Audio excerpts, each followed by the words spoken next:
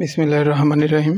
শুরু করছি চতুর্থ শ্রেণীর গণিত অধ্যায় 8 পৃষ্ঠা 101 3 নম্বর অঙ্ক। বিয়োগ করো 1 নম্বর 1/3 বিয়োগ 1/4। এই জায়গায় দেখো লব 3 হর 3 এবং এই জায়গায় হর 4, 3 আছে 4।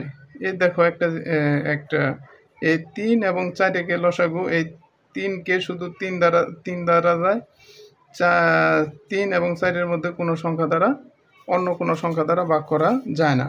যদি 2 দ্বারা শুধু 4 এর মধ্যে ভাগ করা যায়, কিন্তু 3 এর মধ্যে ভাগ করা যায় না। তাহলে আমরা লসাগু কি করব? 3 গুণন 4, লসাগু হবে 3 4 12। এই জায়গায় লসাগু কত হবে? 12। এই 3 দ্বারা এই 12কে ভাগ করো, 3 দ্বারা 12কে ভাগ করলে হইতেছে 4, 4 দ্বারা 1 এর সাথে গুণ, 4 1 4, এই বিয়োগ 4 দ্বারা 12কে ভাগ করলে 3, 3 দ্বারা 1 এর 1 গুণ করলে 3 1 3। তাহলে 4 থেকে 3 বাদ দিলে 1, নিচে থাকতেছে 12। এটাই উত্তর।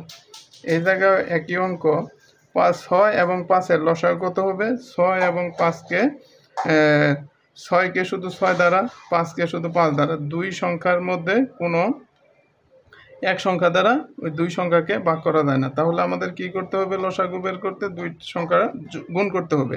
5 6 30, লসাগু কত? 30।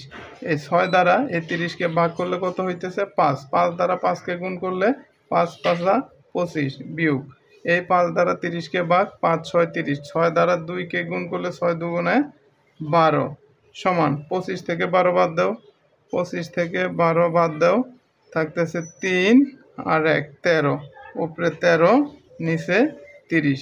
এটাই উত্তর।